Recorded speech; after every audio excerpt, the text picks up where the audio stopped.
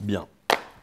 Alors on va un petit peu revoir des thèmes qu'on étudie plus ou moins chaque année à Rosh Hashanah, enfin à l'approche de Rosh Hashanah. Mais selon moi, on ne peut pas aborder Rosh Hashanah sans se les mémoriser et être sûr de les avoir bien compris. Donc là, on va attaquer plus ou moins la avoda, hein, donc le travail de Rosh Hashanah. Rosh Hashanah, comme vous le savez,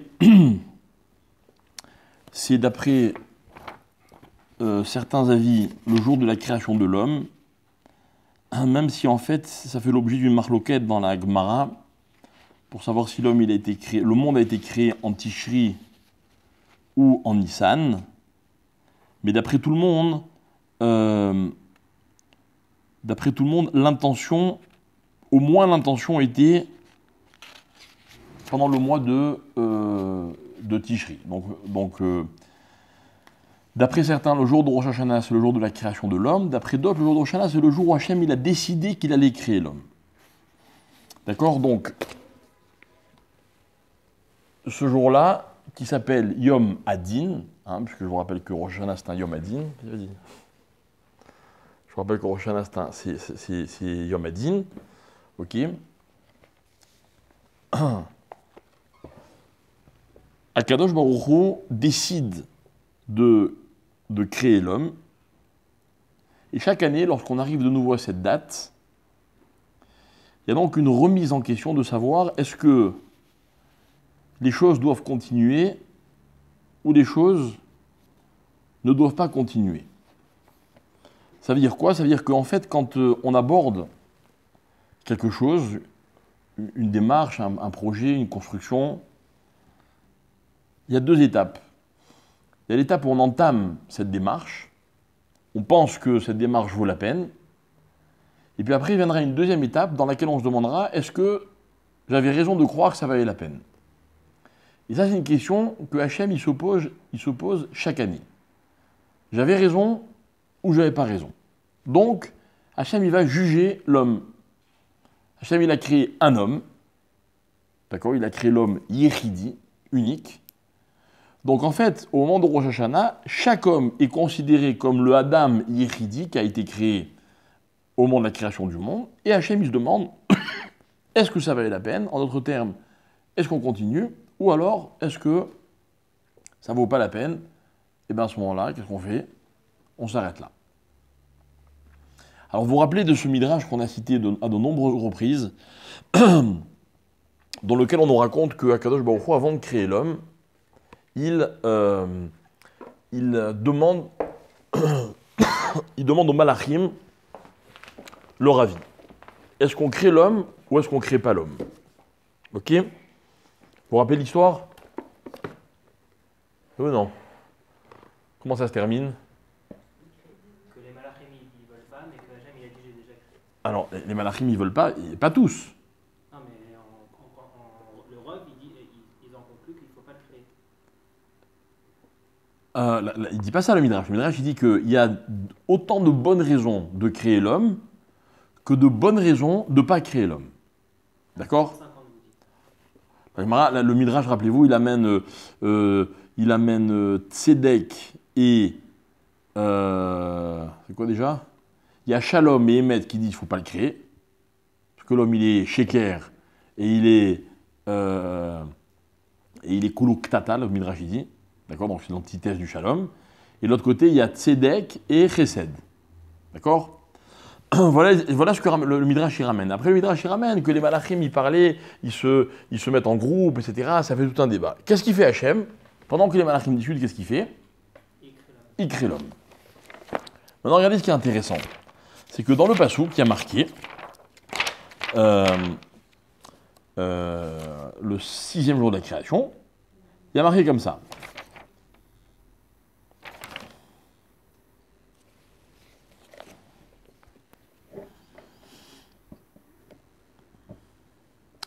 Vayomer Elohim, Naase Adam Betsalmenu Kidmutenu. C'est-à-dire quoi? Hein? C'est quoi Naase Adam? Faisons l'homme à notre image. Il y a des rabbins qui disent comme ça, ils disent, en fait, quand on lit le mot Naase Adam, on aurait pu le ponctuer, puisque c'est exactement la même orthographe, on aurait pu dire Naasa Adam. C'est quoi la différence entre Naase et Naasa? Il a fait. Est-ce que ça veut dire faisons un homme, ou est-ce que ça veut dire ça y est, l'homme il a été fait? Et en fait, ce que le Midrash il apprend de ce mot-là, c'est qu'en fait, Hachem, il a annoncé au Malachim, ça y est, l'homme il a été fait. Naase Adam. Ah, alors pourquoi il leur a demandé leur avis? Et puis dans leur avis, justement, c'est ça que je voulais dire moi, c'est qu'on a l'impression que de l'histoire du Midrash que ça n'a pas été tranché, 50-50. C'est-à-dire qu'il y a autant de raisons de penser que l'homme vaut la peine d'être créé que de raisons qui font que l'homme ne vaut pas la peine d'être créé. Alors je pose une question, mes chers amis. Dites-moi, essayez de trouver comment dire, pas une définition, mais ça s'appelle comment?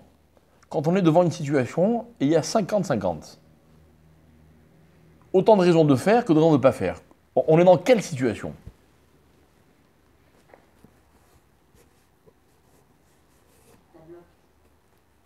Pourquoi ça bloque?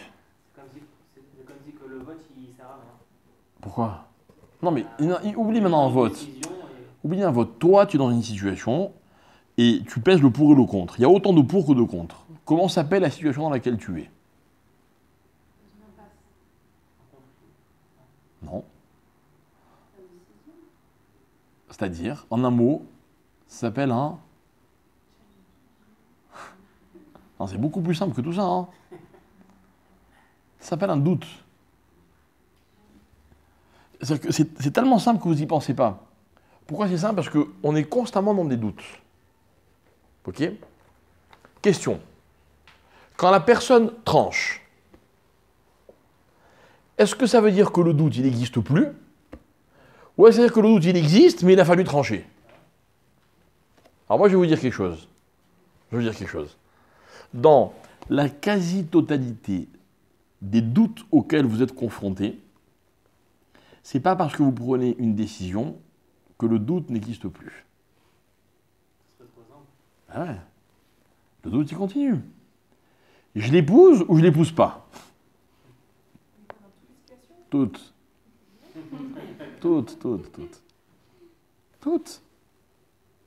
Et quand on va savoir si le doute, il est résolu ou pas? Hein? On le saura beaucoup plus tard.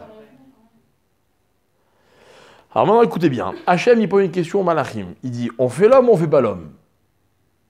Réponse, 50-50. Hachem, il fait l'homme. Il s'appelle comment, l'homme? Hein? Non. Mais non, c'est quoi l'état de l'homme? Il s'appelle Safek. C'est-à-dire, en fait, écoutez bien. Qu'est-ce qu'elle nous raconte, cette histoire, dans le Midrash? On l'a étudié de nombreuses fois, mais là, on lui donne une nouvelle explication. C'est qu'on apprend de cette histoire que l'homme, c'est un Safek. L'homme, c'est un Safek. Quand un jour, vous allez devoir décider par rapport à quelqu'un, ceci ou cela, genre j'épouse ou j'épouse pas, la personne que vous avez en face de vous, mes chers amis, c'est un Safek. Non mais je suis sérieux. Vous allez avoir des enfants. Vos enfants, ils vont être bons ou pas bons? Safek, vous ne pouvez pas savoir. Un Safek, ça veut dire quoi? C'est qu'il y a autant de chances que ça se passe comme ceci, que de chances que ça se passe comme cela. Moi, j'adore les gens qui sont sûrs d'eux. Vous savez, si il y aurait un jeu dans la vie sympathique, c'est de faire douter les gens qui sont sûrs d'eux. Il n'y a pas plus facile. Non, mais c'est vrai. Fallait imaginer un couple, ils rentrent sous la roupa, ils sont fous amoureux l'un de l'autre. On ne peut pas les déstabiliser en une minute. En tout cas, on peut leur présenter la situation sous forme de Safek, et il n'y a aucun moyen d'être sûr que l'issue va être comme ceci ou comme cela. les 30-70 pour l'histoire de la création de l'homme, ça fait quand même. Tu as raison. Tu as raison. Mais dans une situation où tu as quand même un rov, donc tu peux dire le rov, en hébreu on dit il est machria. C'est-à-dire le rov il nous permet de trancher, de pencher. Ok, alors on fait selon le rov. Dans la halakha, on fait selon le rov. Et le rov, il devient une réalité. Mais là, ce qui est intéressant, c'est qu'il n'y a pas de rov. Donc c'est un vrai safek, c'est-à-dire que l'homme, il restera un safek toute sa vie. Toute sa vie, l'homme est un safek. Alors voilà comment ça se passe. Tous les ans, à Rosh Hashanah, Hachem, il prend l'homme en tête à tête, et il dit, alors toi, on en est où dans ton safek?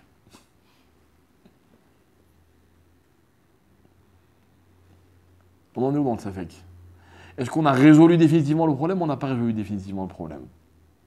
Par moi, je me pose une question, on va la vulgariser, la question. Quand est-ce que des parents ils peuvent être sûrs qu'ils ont réussi l'éducation de leur enfant? Vous avez une idée, vous? L'enfant, même à 50 ans, il peut complètement changer du tout au tout et être plus mauvais ou Donc meilleur. Donc jamais. Jamais. Donc l'enfant, il reste toujours un safek. C'est terrible. C'est terrible. Non, mais je vous donne des exemples plus simples. Vous connaissez quelqu'un qui a fait teshuva. Vous êtes sûr qu'il a fait définitivement teshuva? Il ne peut pas être sûr, c'est impossible. Même quelqu'un qui est né dedans, qui n'a jamais fait teshuva, on est sûr qu'il va toujours rester dans le bon chemin? On n'est pas sûr.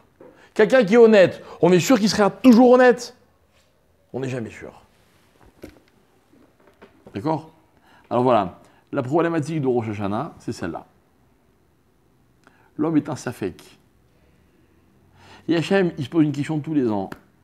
Est-ce que le safek, on l'a résolu ou pas? C'est quoi la réponse? Il n'y a pas de réponse. Mais vous savez pourquoi? Si, mais on sait pour l'année dernière déjà. Hein? On sait pour l'année dernière. Ah. Cette année, il ne nous a pas détruit cette année. Donc on sait très bien que toute l'année dernière, Donc, déjà, on était. Donc il y a un problème. Il est que quand on arrive à la fin de l'année, est-ce qu'on peut affirmer que sur la foi de l'année écoulée, il n'y aurait plus de safek? C'est-à-dire si on était jugé que sur l'année dernière, il n'y a plus de safek? Problème? Bon, bah, si tu es sûr de toi, tant mieux. Mais attention, si on veut jouer, on a dit qu'on peut faire douter ceux qui sont sûrs d'eux. Hein? Ah, bah, je vais dire, il s'agit de toi, hein. Il ne s'agit pas de Dieu. Non, mais ça veut dire c'est pas parce que Dieu est décidé la vie et de la mort de la personne à Rosh Hashanah. Bah oui. Et donc si on est encore en vie, c'est que il a décidé que cette année on sera encore en vie. Ouais. Ouais. C'est d'année en année. Ouais. C'est Rosh Hashanah dernier pour toute cette année. Je viens de décider, je Rosh Hashanah dernier, qu'il me resterait 2 ans à vivre, non? Ça marche pas comme ça? Ouais. Donc ça marche tout le temps. Ah, mais attends. À chaque fois, Rosh Hashanah, On sait jamais. Ça devrait, enfin, Non, c'est pas parce qu'une personne décède dans l'année que ça veut dire qu'il a fait l'année passée des choses qui faisaient en sorte que cette année. non, mais ça n'a rien à voir avec ce que tu as dit avant. Je vais faire un peu de cédère. Je vais faire un peu de cédère. Hachem, quand l'homme il arrive au monde, c'est possible qu'il décide, bon, celui-là va vivre 90 ans. D'accord? Mais ça peut changer constamment. D'accord? Maintenant, quand un homme il quitte ce monde, ça ne veut pas dire que dans l'année qui est passée, il a fait quelque chose qui le fait mériter de quitter ce monde. Par contre, ce qui est certain, c'est que le dernier Rosh Hashanah, Hachem, il avait décidé qu'il quitterait le monde. Ça, c'est une certitude. il aurait pu le changer. Il aurait pu le changer aussi. Non, mais justement, pour répondre à ta question, mon problème, c'est pas maintenant les cheshbonot d'Hachem. Quand il a décidé, qu'est-ce qu'il va décider, pour combien de temps il décide. Ça, c'est un autre problème, pas celui de ce soir. Le problème de ce soir, c'est que quand l'homme, il est jugé par Hachem, sur quoi il est jugé?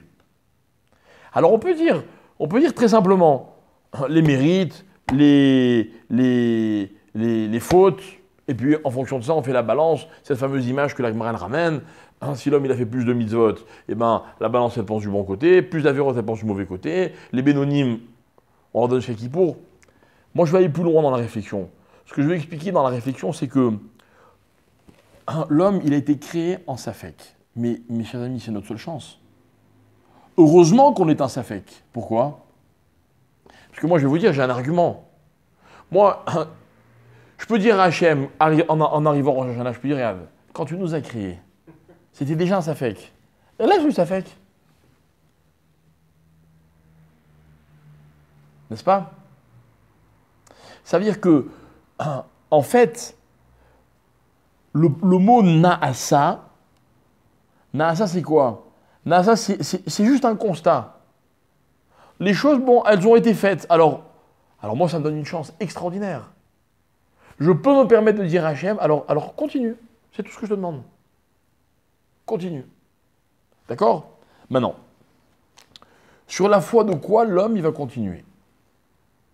Alors d'abord, il faut savoir qu'il y a un grand problème. On ne va pas le résoudre ce soir, mais je vous donne une petite, comment on dit, peut-être une... non, pas une astuce, mais une idée de ce qu'on va étudier peut-être la prochaine fois.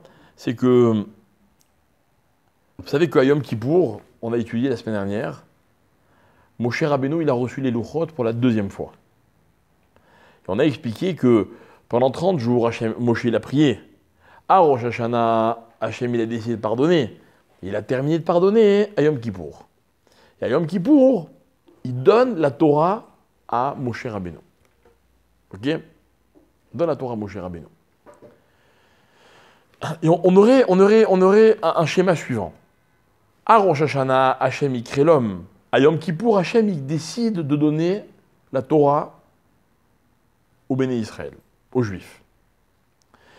La grande question qu'il faut résoudre, c'est à Kippour, on est jugé sur quoi? Est-ce qu'on est jugé par rapport à Rosh Hashanah, c'est-à-dire à la création de l'homme? Est-ce que l'homme va vivre ou pas? Donc c'est l'humanité qui est jugée, et puis la place de l'homme, de l'individu dans l'humanité.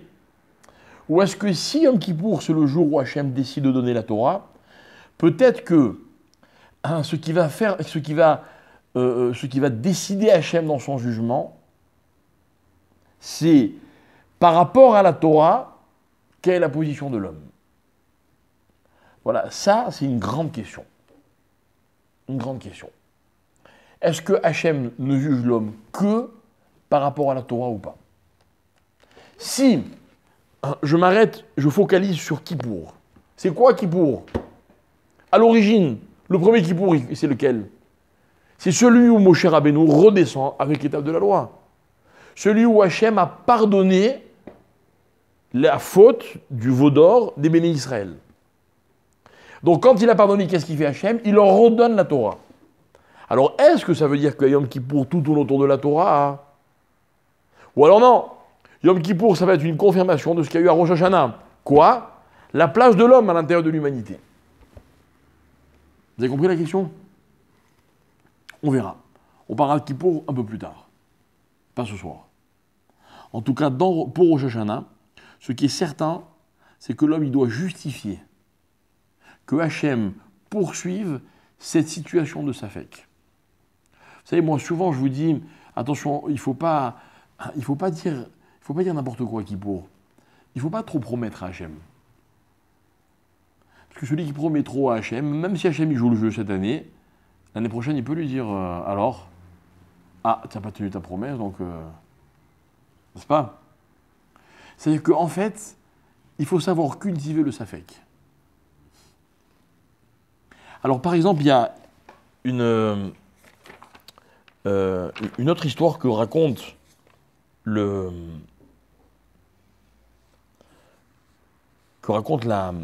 Gemara. La Gemara, elle dit que les Malachim ont demandé à Kadosh Baruch Hu, pour quelle raison le jour de Rosh Hashanah on ne dit pas le Hallel? Là-bas, la Gemara va expliquer est-ce que Rosh Hashanah c'est un Yom Tov, c'est pas un Yom Tov. C'est tout un dioun dans la Gemara, tout un débat. C'est Yom Tov ou pas Rosh Hashanah? C'est une fête? Quelque part, oui. Alors pourquoi on ne dit pas le Hallel? Toutes les fêtes juives, on dit le Hallel. Alors les Malachim me demandent pourquoi on ne dit pas le Hallel? C'est quoi le Hallel? C'est une louange. Le Hallel, c'est une prière que l'on récite pour rendre hommage à Hachem parce qu'on est content pour telle ou telle raison. Si Rosh Hashanah, c'est un Yom Tov, c'est une fête, donc ça veut dire qu'on est content. Si on est content, pourquoi on ne dit pas le Hallel? Voilà la question des Malachim. La Gemara répond à Rabbi Abaou. Rabbi Abaou, il dit non, Hachem, il a dit aux Malachim, ah, quoi? est-il possible que le livre de la vie et le livre de la mort soient ouverts devant moi et les bénis Israël ils disent le Hallel? Genre, c'est quand même pas une fête, quoi. On est angoissé. On est angoissé. Il y a marqué qu'à Rosh Hashanah, on doit bien s'habiller, mais pas trop. Pourquoi? Parce qu'il faut montrer qu'on est sûr de nous, mais pas non plus exagérément, vous voyez.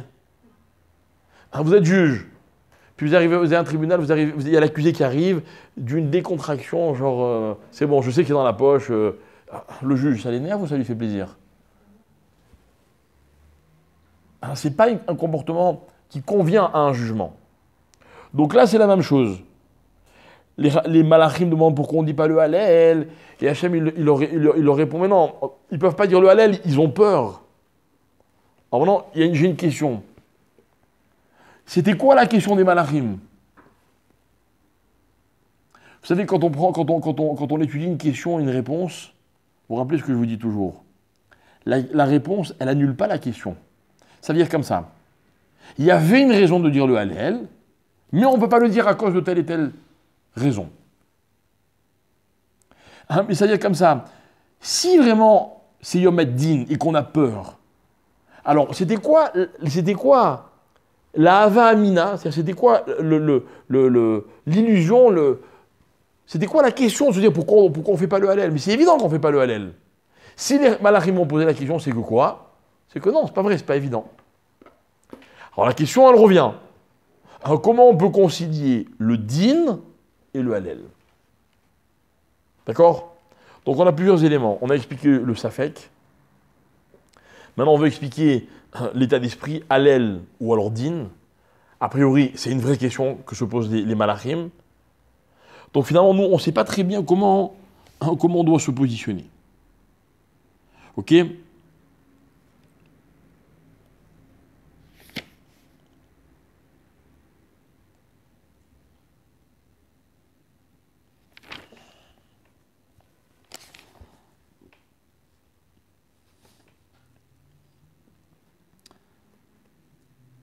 Il y a une halakha qui dit que la veille de Rosh Hashanah, on n'a pas le droit de travailler comme la veille de n'importe quel Yom Tov. Ça veut dire que les Chachamim ont été poskim, ils ont décidé que quoi? Que les dinim de Yom Tov s'appliquent aussi à Rosh Hashanah. Ok? Si les dinim de Yom Tov s'appliquent à Rosh Hashanah, ça veut dire que quoi? Donc on ne tient pas compte du din, de la peur. On met la peur de côté et on dit c'est la fête. Ok? Ok?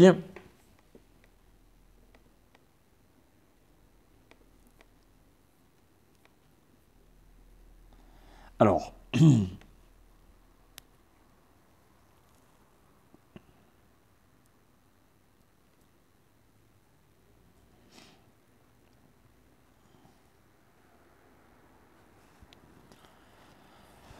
d'après les Chachamim de la Kabbalah, on va rester très superficiel, Hachem, il a créé le monde, et à la fin, Hachem crée l'homme. Pourquoi cet ordre-là? D'accord? Ma question, elle n'est pas technique. Vous auriez pu me dire, mais si Hachem il avait créé l'homme au début, il aurait été où l'homme? C'est pas ça mon problème. Mon problème, c'est que être créé le dernier, ça prouve que l'homme a un rôle. Quel est ce rôle? J'explique. Imaginez un homme, je ne sais pas moi, avant de se marier, il achète une maison, où il construit sa maison, brique après brique, et puis il meuble, et puis il prépare tout, ça lui prend des années, et puis un jour la maison elle est entièrement prête, il va, il cherche une femme, il la trouve, il l'épouse, il l'amène dans sa maison. Expliquez-moi, d'après cette histoire que je viens de vous raconter en 2 phrases, quel est le rôle de la femme par rapport à cette maison? Qu'il a créé la maison pour la femme. Ça veut dire, bravo. S'il n'y avait pas de femme, il n'aurait pas créé la maison. Il a fait meute. En termes kabbalistiques, ça porte un nom. Ce nom, c'est le suivant. C'est le mot Shefa. Vous savez ce que c'est le Shefa? Le Shefa, si on le traduit simplement, le shefa, c'est l'abondance. D'accord? Maintenant, dans le mot shefa, du mot shefa vont venir les mots mashpia, mouchpa. Ça veut dire que c'est une relation dans laquelle il y en a un qui donne à l'autre. D'accord? Maintenant, tout le monde aime donner. Ça fait partie du teva de l'homme. Le malard du chesed, il dit à Hachem, oui, il faut créer l'homme, parce que l'homme, il adore le chesed. L'homme, il aime donner. Le plus grand drame de la vie, ce serait que quelqu'un ait de quoi donner, mais qu'il a personne pour recevoir. Ça veut dire que quoi? Il a en lui du shefa, mais ce shefa, il ne peut pas réellement exister. Pourquoi? Parce qu'il n'y a personne pour le recevoir. Ça veut dire que le monde symbolise l'abondance. Hachem, il crée la terre, le ciel, les arbres, la nature. Tout est gigantesque. Gigantesque. Mais tout ça, ça reste à l'état d'une création qui est figée. Que fait Hachem? Il crée l'homme et il lui dit à l'homme, multiplie-toi. Genre quoi? Genre occupe toute la terre entière. Pourquoi? Pour que tout ce que j'ai créé, tu puisses en profiter. Parce que si tu n'en profites pas, alors à quoi ça sert que je l'ai créé? En d'autres termes, tout ce que j'ai créé, c'est pour toi. Ça veut dire, mes chers amis, que le rôle de l'homme dans la création, c'est de donner un sens au shefa. Shefa, c'est tout ce que le monde a à donner. Et le shefa, c'est la raison d'être de la création. Donc on récapitule. Le monde a énormément à donner à l'homme. Ok? Donc si l'homme n'est pas là pour en profiter, ben le monde a été créé pour rien. Maintenant, on l'a dit avec des mots un peu plus recherchés. On explique que le rôle de l'homme dans ce monde, c'est le shefa. Ok? Donc cet homme, il a construit sa maison, et puis il est fou de joie parce qu'un jour, il installe enfin son épouse, celle qui va pouvoir profiter de toute la maison. Ok? Et la femme, qu'est-ce qu'elle fait? Elle change tout. Tout ce que l'homme il a construit, hop, elle balaye et elle fait autre chose. Qu'est-ce qui se passe? L'homme, le mari, il n'est pas content. Il dit, mais attends, j'ai fait tout ça pour te donner telle et telle et telle chose. Et tout ce que j'ai voulu te donner, tu ne l'acceptes pas. D'accord? Donc ça veut dire que quoi? Que l'homme, il va incarner le shefa. Mais pour que le shefa, il puisse exister et qu'il ait la définition que Hachem a voulu lui donner, il va falloir que l'homme respecte des règles. D'accord? Peut-être que la femme, elle se sentait mieux en changeant. D'accord? Bah, non. D'accord. Mais c'est pas elle qui l'a construite. C'est pas elle qui l'a construite, la maison. Non mais... Mais comme ça, maintenant qu'elle a tout changé, elle est bien, il n'y a pas besoin. Non mais ce que tu dis, c'est très, je sais même pas si tu te rends compte à quel point c'est profond. Pourquoi? Parce que la femme, qu'est-ce qu'elle va dire à l'homme? Elle va dire, mais une seconde, tu l'as faite pour moi. Moi, je la veux pas comme ça. Voilà. D'accord? Donc c'est-à-dire que imaginez que moi, le Shabbat, je préfère aller à la plage qu'à la synagogue. Et puis je vais voir Hachem, je dis, attends une seconde. C'est pour qui le monde? C'est comme ça que je l'aime, moi, qu'est-ce que tu veux? J'ai raison? Pourquoi j'ai pas raison? Maintenant, dans l'exemple d'un homme et une femme, ça ne marche pas. Pourquoi? Parce que qui dit que l'homme, c'est mieux que la femme? Mais dans l'exemple de Hachem et de l'homme, c'est sûr que si l'homme il voit les choses différemment, par rapport à Hachem, il se trompe. Ils n'ont pas la même intelligence. Maintenant, écoutez bien. On va prendre un autre mot que le mot shefa. Dans la mesure où l'homme, il respecte les règles, et que le shefa du monde, eh bien l'homme, il peut en profiter. Tout ça, ça porte un nom. Un nom que vous connaissez aussi parce qu'on en a parlé de nombreuses fois. Tout ça, ça porte un nom. Ce nom, c'est Tsura. C'est quoi Tsura? Voilà, vulgairement traduit, c'est la forme des choses. Maintenant, Tsura, c'est beaucoup plus profond. Pourquoi? Parce que Tsura, par exemple, c'est que Hachem dit à l'homme, pour vivre, il faut avoir que tu manges. Mais attention, tu mangeras que l'animal qui rumine et qui a les sabots fendus. Ça veut dire que la tsoura de manger, c'est quand on mange l'animal qui a des sabots fendus et qui rumine. Hachem dit à l'homme, tu vas faire telle et telle chose. Ah, attention, comme ceci et pas comme cela. Tu ne le fais pas comme ça, tu n'es pas dans la tsoura. Hachem dit à l'homme, tu peux épouser telle femme et pas telle femme. Tu épouses la bonne, tu es dans la tsoura. Tu n'épouses pas la bonne, tu n'es pas dans la tsoura. Vous voyez, tout ça, mes chers amis, ce sont des règles dans lesquelles l'homme doit comprendre que c'est la seule façon d'accéder à la tsoura telle que le monde, de la tsoura à laquelle le monde doit ressembler. Voilà, je donne un exemple. Un jour, j'étais très très jeune, je ne sais pas quel âge j'avais, mais peut-être 14, 15 ans. Il y a un monsieur qui arrive au consistoire à Marseille avec sa fiancée pour se marier. Alors on leur demande tous leurs papiers, etc., etc. Et le mari, il explique, et il dit, enfin le jeune homme, il explique, il dit voilà, alors j'ai pas la ketouba de mes parents, parce qu'en fait ma mère a été mariée avec un autre homme, et puis lui raconte, naïvement. Mais comme ils n'ont pas fait le divorce au rabbinat, donc mes parents ne se sont jamais mariés religieusement, mais c'est mes parents. Genre lui, il veut prouver qu'il est juif. Et il amène la ketouba de sa mère d'un premier mariage pour prouver que sa mère elle est bien juive, donc lui il est juif. Alors là on lui dit, monsieur, il y a un petit problème. C'est que si votre mère elle n'a pas eu son guette, et qu'elle s'est mariée avec votre père en l'occurrence, vous êtes mamzer. Et le type il découvre qu'il ne pourra jamais se marier. Ouais, enfin, ça l'autorise pas à épouser une Goya, quoi. D'accord. Lui, il veut se marier avec cette femme. D'accord. Le type, il est anéanti. Bon, non, moi, qu'est-ce que j'ai avancé dans cette histoire? Cette dame-là, elle obtient le numéro de téléphone de mon père à la maison. À l'époque, il n'y avait ni les portables, ni rien du tout. Elle téléphone à la maison, c'est moi qui réponds. Bonjour madame, bonjour monsieur, je pourrais parler au maman, il n'est pas là. Et elle me raconte sa vie, son histoire. Et vous comprenez, et moi, j'étais traumatisé, quoi.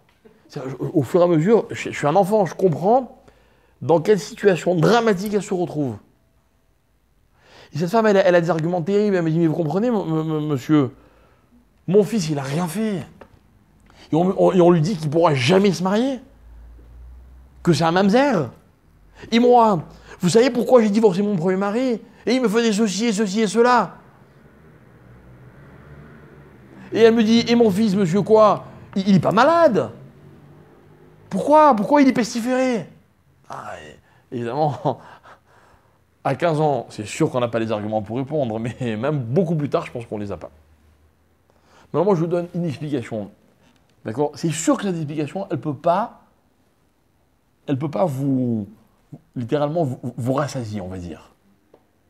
Ok? Mais la vraie explication, c'est quoi? C'est que dans le monde, il y a une tsoura. Et la tsoura, c'est Hachem qui l'a décidé. Et il a dit, voilà comment ça doit se passer. Et une femme, elle épouse un homme. Et elle ne peut pas épouser un autre homme tant que du premier, elle n'a pas eu un divorce de telle et telle façon. On ne peut pas changer ça. Celui qui change ça, qu'est-ce qu'il fait? Il change la tsoura du monde. C'est-à-dire que le Adam qui va naître de ce mariage, enfin de ce faux mariage, il n'a pas la tsoura du Adam. Vous vous rendez compte comme c'est grave? C'est dramatique. Comment vous l'expliquez ça à quelqu'un? En même temps, imaginez que c'est vous le rabbin. Et que la Torah, elle vous donne les règles, mais malheureusement dans ce cas, il n'y a aucun échappatoire. Vous lui dites quoi? Bon allez, c'est pas grave, vous avez raison, on vous marie quand même. Mais si Chas v'Shalom, un rabbinat, une rabbanoute, elle ne respecte pas les règles, alors quoi? Alors le peuple juif n'est plus le peuple juif. Ah mais si, on est juif. Oui, mais on n'a pas la tsoura que Hachem avait décidé à l'égard du peuple juif. Voilà. J'ai pas d'autre explication. Je sais que quelqu'un qui est concerné par ce problème, c'est pas avec cette explication que je peux ni le consoler, ni l'aider à comprendre. De toute façon, il n'y a rien à comprendre. Il y a juste accepter ou pas accepter. Comprendre, ça ne veut rien dire dans ce contexte-là. Maintenant, attention, il y a des solutions. Je me rappelle que cette femme-là, ce monsieur-là, les rabbinim de la ville, à l'époque, c'était Alav Shalom, Rav Nissim Rebibo, qui était le dayan de la ville, il a trouvé une solution. Il a réussi il a remarqué que les édim, les témoins du premier mariage, n'étaient pas des bons témoins. Donc il a rendu caduc le premier mariage. Donc du coup, elle n'était pas considérée comme une femme mariée. Donc du coup, les enfants, elle n'avait pas le droit de se remarier, certes, mais les enfants, ils ne sont pas mamzer. Et ce couple-là, il s'est marié. D'accord? C'est ça la grandeur des Chachamim. À Yerushalayim, il y avait un rave que vous avez peut-être connu qui s'appelait le rave Messas, Rabbi Shalom Messas Alav Shalom. Rabbi Shalom Messas, dans la génération, malheureusement il n'est plus de ce monde, c'était le plus fort pour trouver des solutions à ce genre de problème. Et moi j'ai connu des gens qui se sont rendus compte, au bout de la deuxième génération, c'est-à-dire que les enfants se sont mariés, et ils ont eu eux-mêmes des enfants, mais ils n'étaient pas du tout religieux, je ne sais pas très bien comment ils se sont mariés. Et entre-temps, ils ont fait teshuva. Et un jour, ils se sont rendus compte que, je ne sais pas comment, de quelle manière, qu'il y avait un problème de divorce chez la grand-mère. Donc la mère était mamzeret, donc les enfants étaient mamzerim. Maintenant, entre-temps, ils étaient devenus religieux, très religieux. Et on leur apprend que... Bref, pourquoi je vous raconte ça? Parce que le cas, il est arrivé chez Rav Ovadia Yosef. Ouais, tout le temps. Non, mais il y a une solution pour sortir. Ouais, d'accord, enfin... Je ne crois pas que c'est une solution. C'est-à-dire que le type qui est mamzer, on va lui dire qu'il peut se marier avec une femme qui a été esclave et qui est rachetée à moitié. Non, Que Dieu nous en préserve. Non, non, pas du tout. Il se marie avec une non-juive. Et après, après s'ils ont un enfant. Mais il n'a pas droit, le mamzer, de se marier avec une non-juive. Pourquoi il ne peut pas se marier avec un non-juif? Mamzeret. Alors d'accord, mais les enfants sont mamzer. Ah, ça reste des mamzeret. Bah oui. Mais il peut se marier avec un non-juif. Mais pas du tout, mais pas du tout. Il est Israël. Israël n'a pas d'épouser une non-juive. Qu'il soit mamzer ou pas mamzer, il est Israël comme les autres. C'est ça la folie. Mais même, c'est pas une solution. Un couple choisit que leurs enfants seront mamzer. En fait, un mamzer, il n'a pas un chiouf de Pierre Bélévia d'avoir. C'est une bonne question, non? C'est une bonne question. C'est une très bonne question. Non, c'est une très bonne question. Je ne sais pas. Je ne connais pas la réponse. Je sais pas. Je sais pas. Mais si tu veux, c'est pas ça le problème, quoi. Non, c'est une bonne question ce que tu poses. Je sais pas. Ça vaut la peine de se pencher sur la question. Non, mais quand on a mamzer devant, ce qu'on veut, c'est trouver une solution pour qu'il ne soit pas mamzer. Alors, je vous raconte cette histoire, pourquoi? Parce que le cas est arrivé chez Rav Ovadia Yosef. Rav Ovadia Yosef, il a résolu des milliers de cas de conversion. Rappelez-vous les Falachas, quand ils ont fait la Lia, etc., les Russes. Il n'avait pas pu caler Rav Ovadia Yosef. Dans ce cas-là, je me rappellerai toujours, il a dit, voilà, allez voir Rabbi Shalom Messas. Si Rabbi Shalom Messas, il donne son feu vert, je contresigne. Il a rajouté sa signature. Ah, il confirme. Il confirme, mais c'est-à-dire qu'il n'était pas prêt à le faire lui tout seul. Et Rabbi Shalom Messas, il lui a fallu des années. Parce que bon, bref, c'était un cas très compliqué. Finalement, à la fin, au Hachem, il a trouvé. Souvent, on trouve des solutions. Très souvent, on trouve des solutions. D'accord? Même si des fois, elles sont un peu tirées par les cheveux.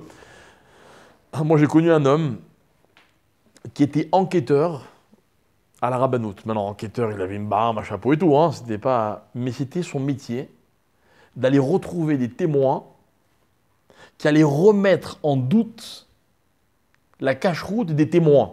C'est-à-dire que, par exemple, il y a une femme qui venait avec une ketouba, elle s'est mariée en Argentine en 1956. On lui dit, oui, d'accord, c'était qui vos témoins? Monsieur Abraham ben Moshe et Yitzhak ben Shlomo. D'accord? Maintenant, aucun moyen de savoir s'ils sont cachers ou pas. A priori, le rave qui a fait le mariage, c'est un bon rave. Il est connu, donc il n'y a aucune raison de remettre en doute là.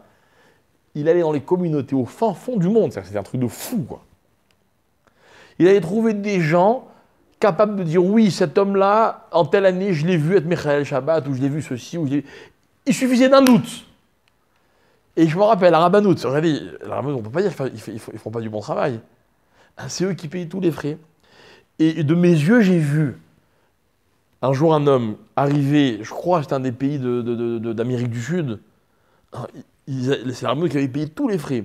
Ils avaient ramené cet homme, à l'époque c'était Shirav Mordechai Eliyahu, pour que Rav Mordechai Eliyahu il puisse lui dire, sur la foi du témoignage de cet homme, je déclare que le témoin, il y a un doute sur le témoin, donc du coup, le mariage, il est remis en question. 30 ans, 40 ans après, histoire de fou. En temps, c'est pas sympa.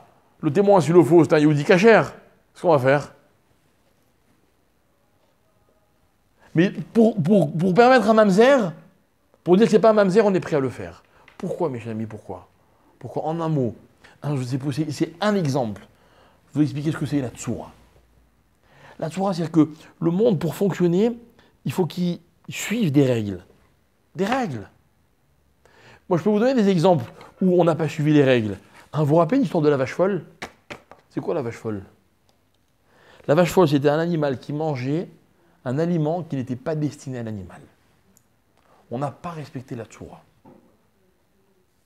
Il y avait un rabbin à l'époque qui avait dit, maintenant je ne sais pas comment vous pouvez l'affirmer, je ne me rappelle pas les détails ou quoi, toutes les maladies c'est ça.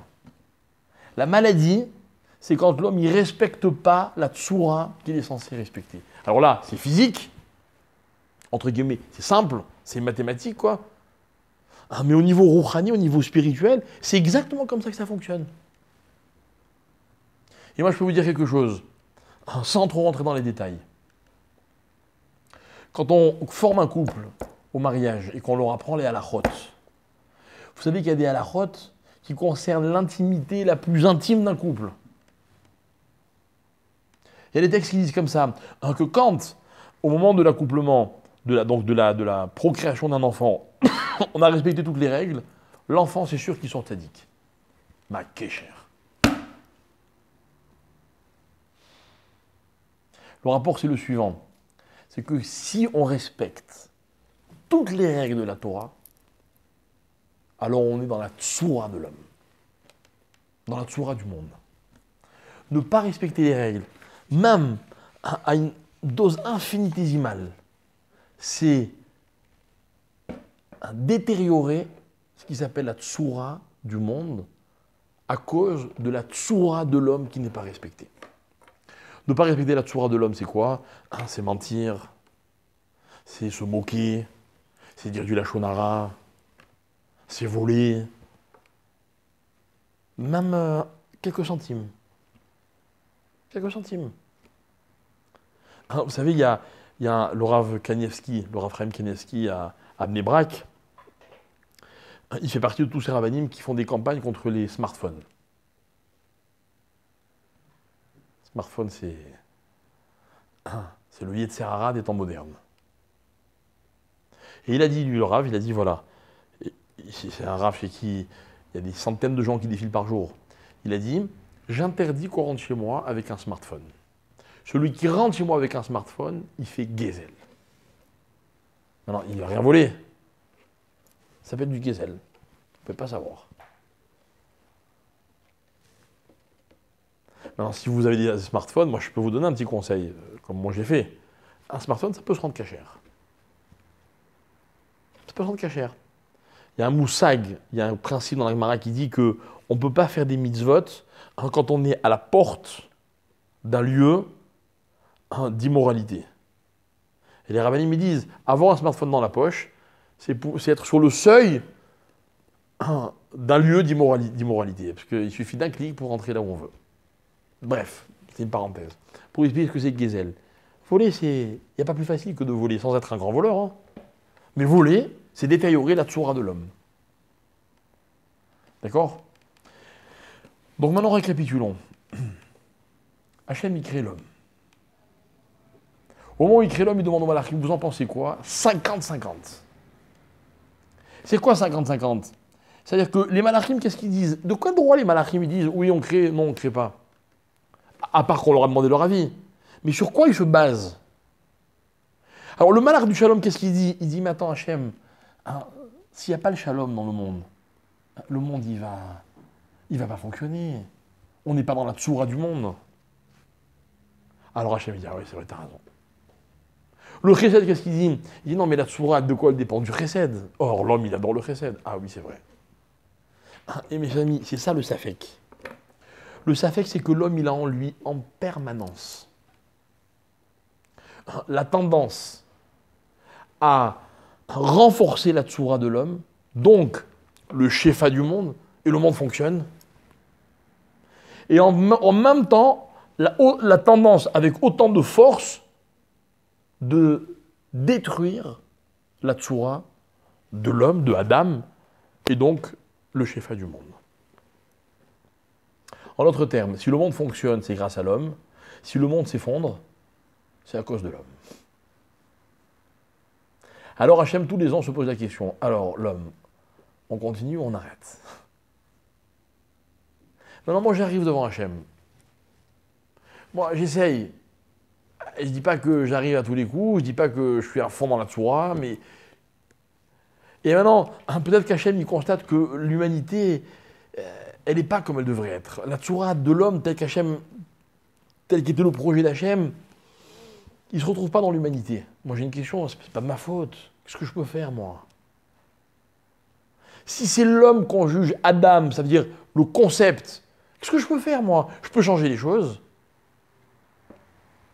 Réponse, la raison pour laquelle Hachem a créé l'homme yéridi, unique, c'est parce que, en fait, tout va dépendre de cet homme à un moment de l'histoire. Voilà exactement le sentiment que doit avoir l'homme le jour de Rosh Hashanah. Le jour de Rosh Hashanah, on va demander à l'homme, dis-moi, qu'est-ce que tu as fait pour que le monde fonctionne correctement? Tu as tout fait pour que ça fonctionne correctement? Ah, et si tu as fait telle et telle affaire à cause de toi, peut-être que c'est à cause de toi que le monde ne fonctionne pas comme il devrait fonctionner. Et mes amis, je répète ce que j'ai dit plusieurs fois, la réponse n'existe pas. Parce que l'homme est un safek. Parce que ce safek, il est insoluble. Et ce safek, il n'a une seule solution. Et cette solution, elle est terrible, elle s'appelle le din. C'est quoi le din? Le din, c'est pas de sentiment. Pas de sentiment. Et quand la Gemara donne l'exemple de cette balance sur laquelle on met les mitzvot, qu'est-ce qu'elle veut dire la Gemara par là? Quoi, il a vraiment une balance? Est-ce que la balance, elle est approuvée par vous savez, l'autorité Non, la balance, c'est qu'il n'y a pas de mensonge, quoi. Il n'y a pas de... On est dans le din. C'est pas négociable, quoi. C'est-à-dire que si mon comportement, à la limite, il permet de conserver le safek, ça peut passer. Mais si jamais, je suis plus un safek, chakoul, 50-50, si jamais je suis un 51-49 du mauvais côté, pourquoi voulez-vous qu'Hachem y continue? C'était pas ça le projet. Dans le meilleur des cas, le projet, c'était un safek. Mais si le safek il n'est pas équilibré, c'est plus un safek. Quand, mes amis, quand il y a 51% de chances d'échouer et 49% de chances de réussir, vous y allez, vous? Faut pas être fou, quoi. Faut pas être fou. À la limite, s'il y a 50-50, peut-être vous prenez le risque. Ça, je peux comprendre. C'est ça, din. Din, c'est qu'on est obligé de prendre une décision. Obligé. Alors, toute la question des malachim, est-ce qu'il faut dire le Hallel ou est-ce qu'il faut pas dire le Hallel? Pourquoi on dit le Hallel? Pourquoi on ne dit pas le Hallel? C'est quoi? C'est qu'en fait, les malachim, ils ont une grande question. Ils disent, mais si Hachem, il a créé le monde sur un safek, nous, on lui a dit de ne pas le créer, ou on lui a dit de le créer, on était 50-50, il a fait quand même le monde. L'homme, pardon. Donc il y a de quoi se réjouir. C'est que le malach, il se dit, mais quoi, il n'y a même pas un safek? C'est sûr qu'il y a un safek. Et c'est vrai, la vérité. La vérité, en ce qui vous concerne, il n'y a pas un safek. C'est sûr qu'il y a un safek. Il n'y a pas pire qu'un... Ça ne peut pas être moins que le safek. Et c'est ça Yom Tov. Yom Tov, c'est dire, je suis confiant. Je suis confiant quoi? Que je suis un tzaddik? Ah, pas rigoler. Non, je suis confiant qu'au moins je suis un safek. Et cette notion de safek, mes chers amis, je crois que c'est le plus beau cadeau que Hachem il a donné à l'homme. Et moi, je m'étais toujours demandé, mais pourquoi Hachem il pose la question au Malachim s'il n'écoute pas leurs réponses? Et en fait, il voulait juste que par les Malachim, on voit clairement qu'il s'agit d'un safek. Et la plus belle chance de l'homme dans sa vie, c'est qu'il a le droit au safek. Un homme, il se marie, il épouse une femme, ou une femme épouse un homme. Ok? Et puis ça ne marche pas. Ça existe, hein? Il y aura toujours des imbéciles pour dire « j'étais sûr que ça n'allait pas marcher ». C'est vrai ou pas? Aujourd'hui, je parlais avec un monsieur qui a été marié, etc. Bon, bref, ça, très vite, ça n'a pas marché. Et il me raconte. Il me dit que le père de la fille, il était convaincu que ça ne marcherait pas. La mère, elle pensait que ça allait marcher. Sa mère, à lui, elle a dit « tu sais, mon fils, depuis le début ». Et lui, il est très embêté, quoi. C'est-à-dire que c'est dur un échec comme ça. C'est quoi la réponse? La réponse est que dans la vie, il n'y a pas de rachamim qui... Les gens, ils adorent vous dire après ce qu'eux, ils pensaient. Mais avant, c'est un safek. Sur un safek, il faut y aller ou pas? C'est sûr qu'il faut y aller. Parce que si vous me dites qu'il ne faut pas y aller, eh bien Hachem, il n'aurait jamais créé l'homme. Et si vous me dites qu'il ne faut pas y aller, eh bien Rosh Hashanah, qu'est-ce qu'il va faire Hachem? Il va dire, bon, ben, on n'y va pas. C'est ça que vous voulez?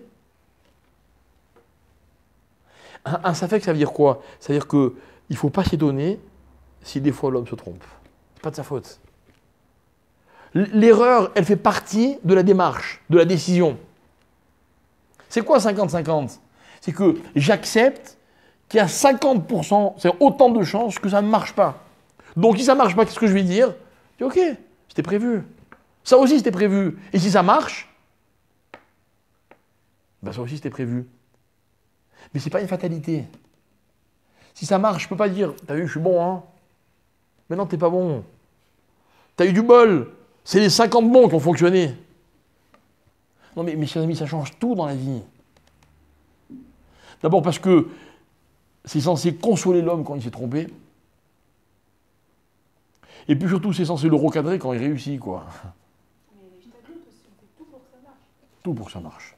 Et tout ce que tu fais, Une part d'investissement. ça reste 50-50. C'est-à-dire que toi, tu as fait ton rôle. C'est ça que je t'explique. Et quand tu as fait tout ce que tu devais faire et que ça ne marche pas, hein, c'est quoi ta réponse? Ben oui, c'est ça. C'est comme ça qu'Hachem, il a créé l'homme. Sur un safek. Alors là aussi, moi, j'étais dans un safek. J'ai tout fait, je me suis accroché. Et puis à la fin, ça n'a pas marché quand même. Ah, mais vous savez, le pire, c'est quoi? Le pire, c'est que dans la vie, des fois, quand on s'accroche et que ça ne marche pas, on se dit « ah, j'aurais pas dû m'accrocher ». Question de cet homme à qui je parlais aujourd'hui. « Ah, j'aurais pas dû me marier ». Non, c'est idiot de dire ça. Parce que tu ne peux pas savoir à l'avance. Exactement comme un mariage qui fonctionne. Ça fonctionne. Tant mieux, mais on ne peut pas le savoir à l'avance, quoi, vous voyez.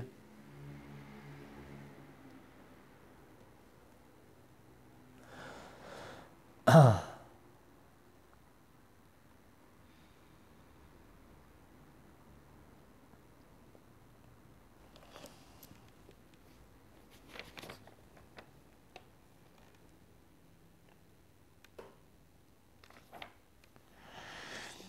Alors, ce qui est magnifique, c'est quoi? C'est que la notion de Hallel, la notion de joie, d'allégresse, ok, elle ne peut pas exister dans un safek. C'est pas possible. Pas possible. Par exemple, je vous pose une question. Vous assistez à un mariage. Vous êtes content? Ah, votre meilleure amie se marie. Ok, en plus elle est super heureuse, oui, il est super heureux. Vous êtes vraiment content pour eux. Vous dansez comme un fou, comme une folle. Et moi je viens, je vais vous gâcher la fête en 2 secondes. Dis-moi, vous êtes sûr que ça va marcher? Vous êtes sûr ou pas? Un doute, pourquoi tu danses? Parce que sur le moment, il est content. Ah, pour le moment présent, genre on passe une bonne soirée. Non, mais que lui, il est content. Pas moi. Mais peut-être s'il le faut dans un an, il va venir te voir en pleurant, ils vont se déchirer. Oui, mais en tout cas, en ce moment-là, il est hyper content. Donc c'est vrai que le temps. On ne peut pas ressentir une vraie joie que pour un moment présent. C'est pas possible. Pas possible. Mais ce que je veux que vous compreniez, c'est que c'est ça la définition d'un safek. Il y a 50% que ça marche, ben, je suis heureux. Maintenant, dans un moment comme Rosh Hashanah, si ce qui va être décisif, c'est quoi? C'est le din. Qu'est-ce qu'elle répond à la Gemara? Elle dit non, mais là, le halal, c'est pas possible. Là, on est dans un moment de din. C'est-à-dire que toute l'année, vous pouvez vous réjouir. Alors que de toute façon, tout est un safek. Mais le moment de Rosh Hashanah, c'est un moment où même s'il y a 50% de chances que ça marche, mais comme il y a 50% de chances que ça ne marche pas et qu'on est dans un moment de din, alors la Gemara dit dans le din, c'est pas possible de rigoler. C'est pas possible d'être joyeux.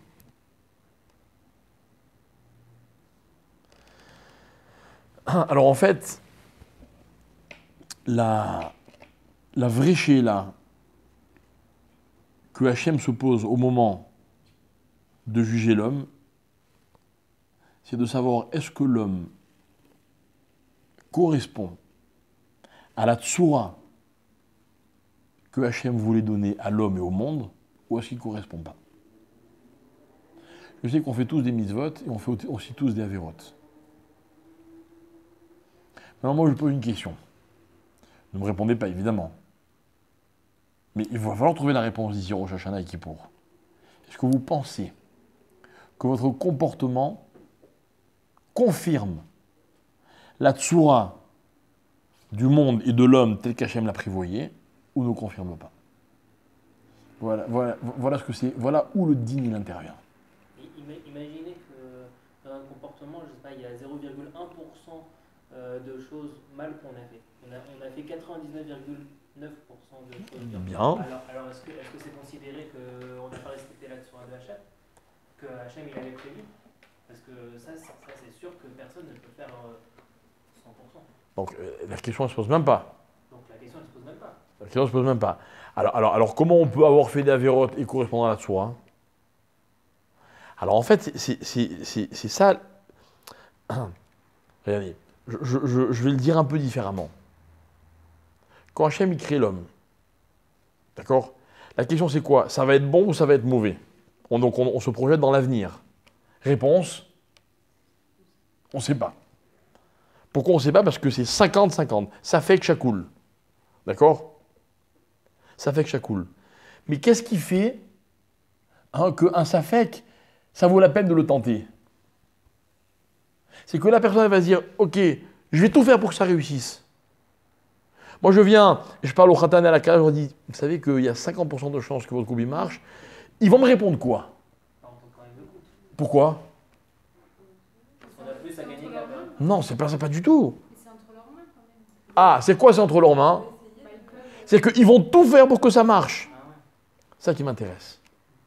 Tu fais des avérotes, d'accord. Mais dis-moi, au-delà des avérotes et des mitzvot, est-ce que tu fais tout pour correspondre à la bonne sourate?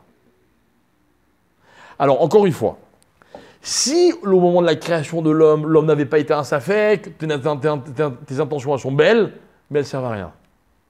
Mais puisqu'au moment de la création de l'homme, il n'est qu'un safek, donc quand l'homme il est rejugé chaque année, qu'est-ce qui peut faire que le jugement va être positif? C'est que justement, ça reste un safek, et que l'homme dans son comportement, il va tout faire, ou il essaye en tout cas, de faire tout pour correspondre à la tsura.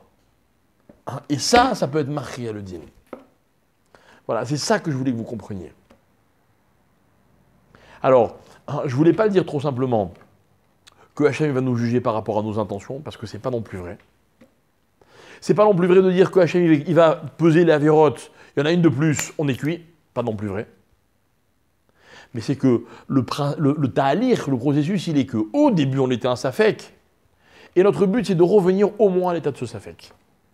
Mais de dire à Hachem, attention, on va tout faire pour te montrer que tu avais raison de courir le risque. Tu avais raison de créer ce safek-là.